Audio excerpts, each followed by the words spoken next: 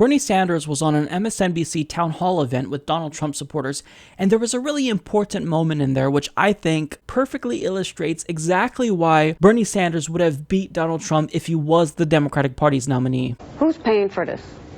Right? Who's paying for the Medicaid? Who's paying for the Social Security? Who's paying for the Medicare? Who? Thank you. We are. Now, have any of you seen down on streets that it seems as though we have become the silent minority and not the majority? What do you mean by that? How much have we been listened to, really? But who's the we when you say this? You mean us people. Who people?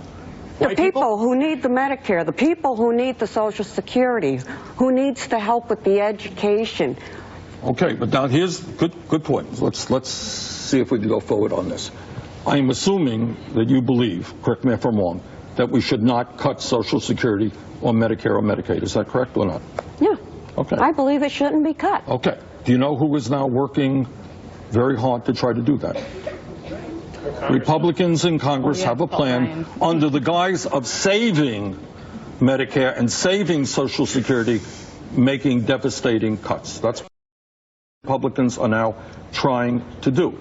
The other point that you made, which is I think you made it, or both of you have made it actually, is who's going to pay for this stuff? And that is a very fair point. What all of us should know is that over the last 25 years, there has been a massive transfer of wealth in this country from you to the top 1/10 of 1%.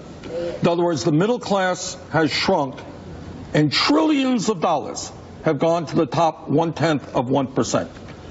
Do you think it's inappropriate to ask those people to start paying their fair share of taxes so we can adequately fund Medicaid and making public colleges and universities tuition free? Is that an unfair thing to ask?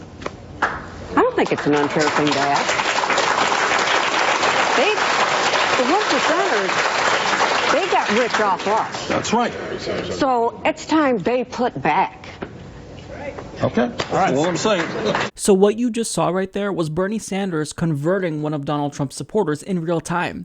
And the way that he worded his message was masterful, because he worded it in a way that is so obvious that you can't reject it. It just makes sense. Now, I know that what Bernie Sanders said didn't resonate with Washington elites, and they reject the premise that Americans deserve healthcare and that it's a right, and they reject the idea of universal education.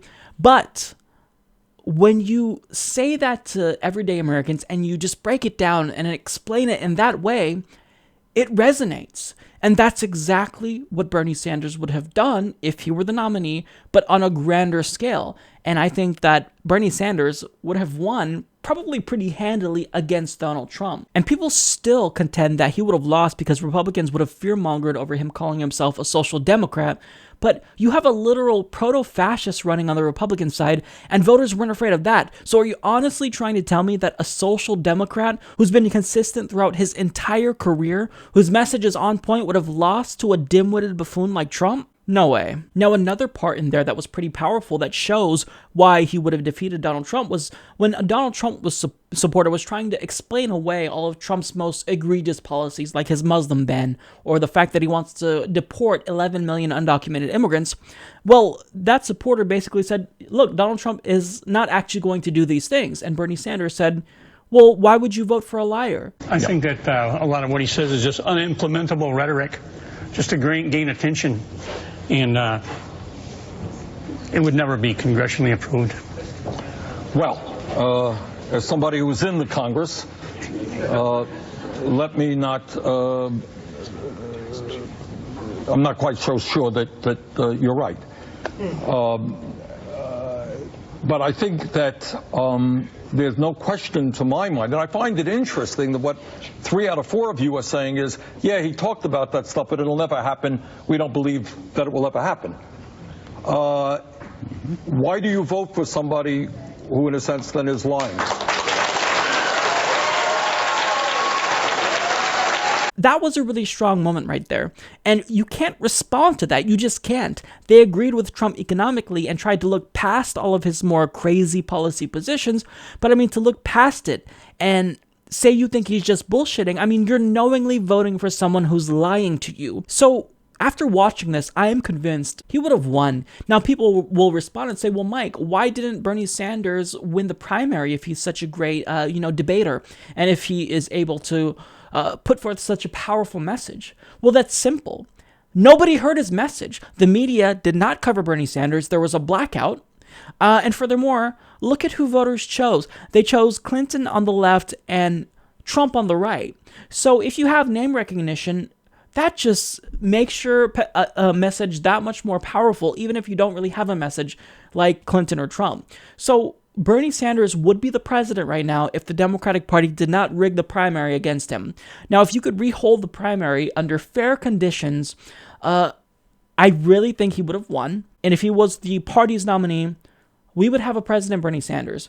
So it's just so sad because we're always going to look back at this point and think, what could have been? But now we're going to go backwards instead of jumping forward drastically with Bernie Sanders. And it sucks, man. It really does suck. So Democrats really, they messed this up for all of us. And I'm probably never going to stop being bitter about that, honestly. Support this podcast by joining the independent progressive media revolution today at humanistreport.com.